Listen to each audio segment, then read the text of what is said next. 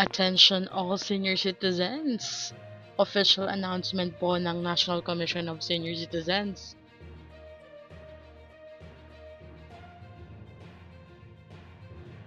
Inanunsyo po ng NCSC na magpapatupad na rin ito ng pansamantalang Compressed Work Week or CWW sa kanilang central office at mga regional offices bilang pagsunod sa Memorandum Circular Number 114 ng Pambansang Pamahalaan na naglalayong makatipid sa paggamit ng enerhiya.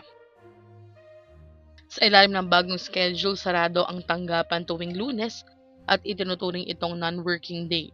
Samantala, bukas naman ang mga opisina mula Martes hanggang Biyernes kung saan isasagawa ang on-site na serbisyo para sa publiko. Ayon sa NCSC, ang oras ng serbisyo sa publiko ay mula alas 8 ng umaga hanggang alas 6 ng gabi. Pinapayuhan ng mga kliyente kabilang ang mga senior citizens at iba pang stakeholders na planuhin ang kanilang pagbisita sa loob ng itinakdang oras ng operasyon. Ipiniliwanag ng ahensya na ang hakbang na ito ay bahagi ng suporta sa programa ng pamahalaan para sa energy conservation, habang patuloy na naibibigay ang mahalagang serbisyo para sa mga nakatatanda sa bansa. Para sa karagdagang impormasyon at opisyal na anunsyo, maaaring makipag-ugnayan sa NCSC sa pamamagitan ng kanilang hotline na